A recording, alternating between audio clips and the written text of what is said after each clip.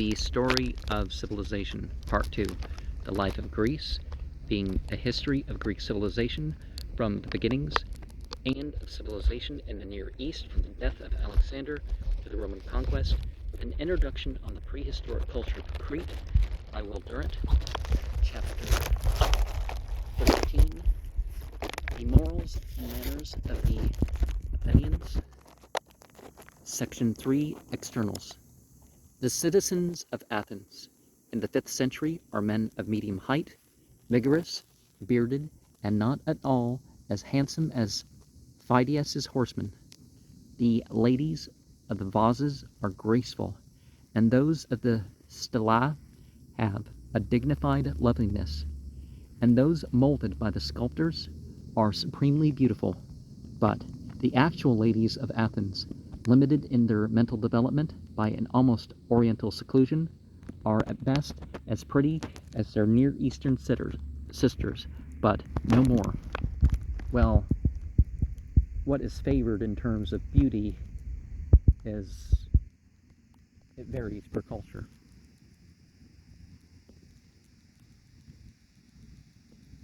The Greeks admire beauty even beyond other nations, but they do not always embody it. Greek women, like others, find their figures a little short of perfection.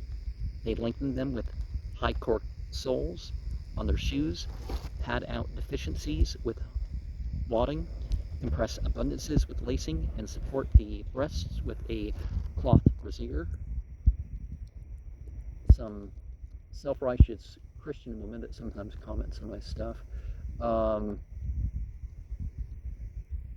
posted recently on one of her own things some example of that, and it's like there's no way, like half of that is not her own body in that one portion of her dress, right?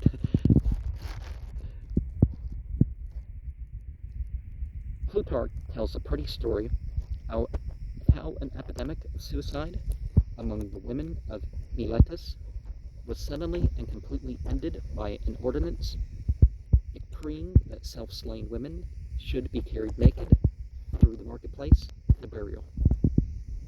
Well, that's one way to discourage suicide. But honestly, like, sometimes certain ways that people deal with suicide attempts makes people want to kill themselves even more, and makes it even less of something that they can retreat from and, start their life over in some way.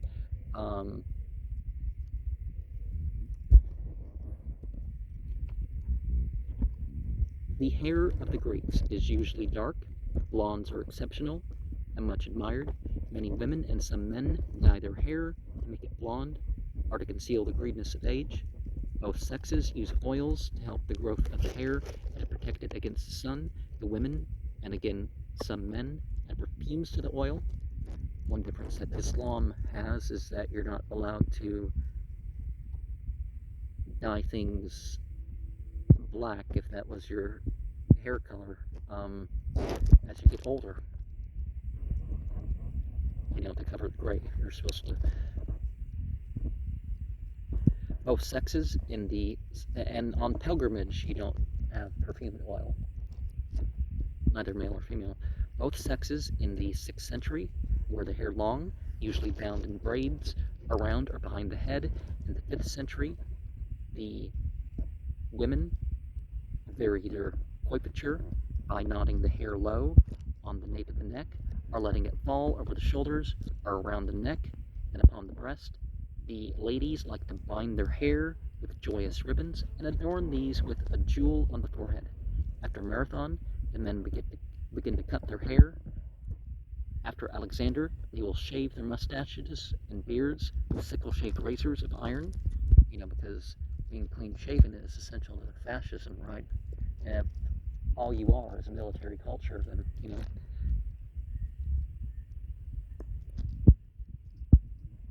No Greek ever wears a mustache without a beard. The beard is neatly trimmed, usually to a point. The barber not only cuts the hair and shaves or trims the beard, but he manicures his customer and otherwise polishes him up for representation. When he is finished, he offers him a mirror in the most modern style. The barber has his shop, which is a center for the wineless symposia, as Theophrastus calls them, of the local gossips and gadflies, but he often works outside it under the sky. He is garless by profession, and when one of his kind asks King Archelaus of Macedon how he would like to have his hair cut, the king answers in silence. The women also shave here and there using razors or laboratories of arsenic and lime. And to this day, women are still dying at a younger age and other stuff because of beauty treatments or losing their hair and other stuff that maybe it doesn't factor into an earlier death by comparison, as if they didn't. And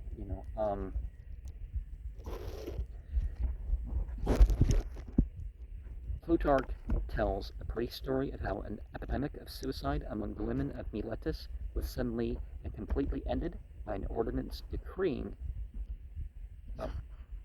already read that note, perfumes made from flowers with a base of oil are numbered in the hundreds. Socrates complains that men make so much use of them. Every lady of class has an armory of mirrors, pins, hairpins, safety pins, tweezers, combs, scent bottles, and pots for rogue and creams. Cheeks and lips are painted with sticks of minium or alkanet root. Eyebrows are penciled with lamp black or pulverized antimony. You gotta be careful not to get the lead antimony, or to have the thing that counteracts the lead so you don't end up with issues. Or there's some issues with some stuff. You can't just use minerals and say, oh, it's mineral. Eyelids are shaded with antimony or coal. Eyelashes are darkened and is set with a mixture of egg white and gum ammoniac. Creams and washes are used for removing wrinkles, freckles, and spots. Disagreeable applications are kept on the face for hours in the patient lust to seem, if one cannot be beautiful. Oil of mastic is employed to prevent perspiration, and specific perfumed ointments are applied to various parts of the body. A proper lady uses palm oil on the face, throat, and knees, mint on the arms, myrrh on the legs and feet. Against this seductive armament, men protest to as much effect as in other ages. A character in Athenian comedy reproves a lady in cosmetic detail. If you go out in summer, 2 streaks of black run from your eyes. Perspiration makes a red furrow from your cheeks to your neck, and when your hair touches your face, it is blanched by the white lead. Women remain the same because men do. Yeah, people say, oh, we're advancing, and it's like, it's the same virtue, vice, and other that it always was. Water is limited, and cleanliness seeks substitutes. While the do bathe once or twice daily using soap made of olive oil mixed with an alkali into a paste. Then they are anointed with fragrant essences. Comfortable homes have a paved bathroom in which stands a large marble basin, usually filled by hand. Sometimes water is brought by pipes and channels into the house and through the wall of the bathroom, where it sprouts from a metal nozzle in the shape of an animal's head and falls upon the floor of a small shower bath enclosure, whence it runs out into the garden. Most people, unable to spare water for a bath, rub themselves with oil and then scrape it off with a crescent-shaped strigil, as in Lysippus's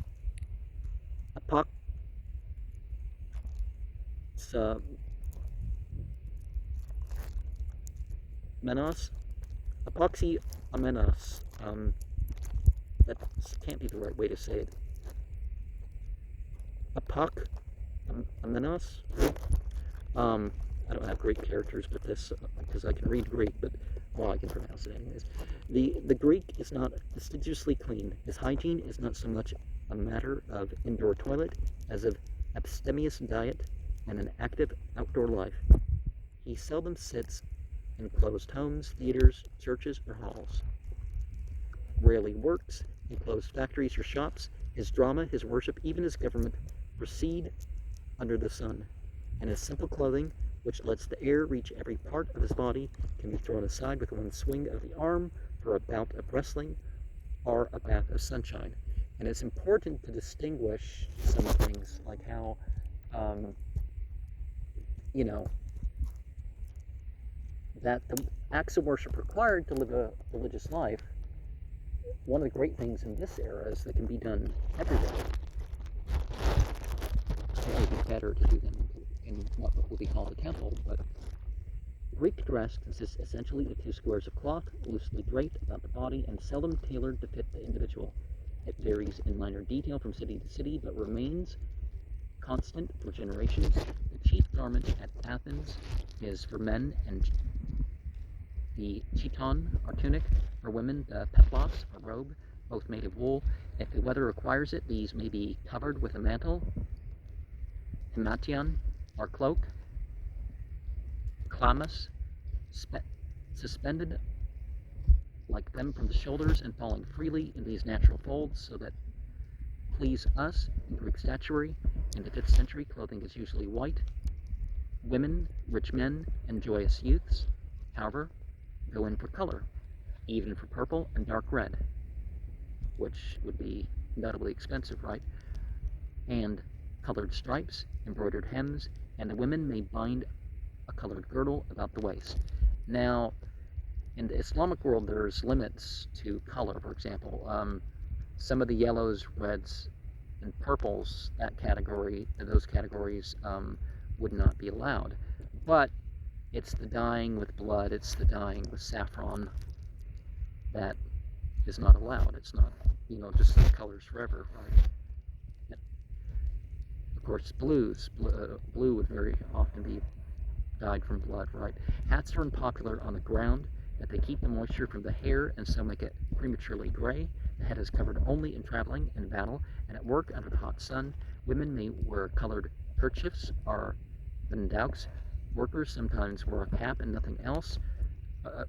Shoes, sandals, high shoes, boots, usually of leather, black for men, colored for women. The ladies of Thebes, say Arcus, wear low purple shoes, laced so as to show the bare feet. Most children and working men dispense with shoes altogether, and no one bothers with stockings. And so some of the women, of course, are, women are allowed certain things that men aren't allowed, like in Islam, for example, that they wear the gold, and they can wear saffron and some other stuff. Now, in Islam doesn't mean that people who aren't Muslim are forced not to wear saffron. Certain Buddhist monks and stuff, Most sexes announce or disguise their incomes with jewelry. Men wear at least one ring. Aristotle wears several. The walking sticks of the men may have knobs of silver or gold. Women wear remember in the Bible the lampstands with the special knobs. Women wear bracelets, necklets, diadems, earrings, brooches, I think you should say brooches, and chains, jeweled clasps and buckles, and sometimes jeweled bands about the ankles or upper arms. Here, as in most mercantile cultures, luxury runs into excess among those to whom wealth is a novelty. Sparta regulates the headdress of its ladies, and Athens forbids women to take more than 3 dresses on a journey. Women smile at these restrictions, and without lawyers get around them.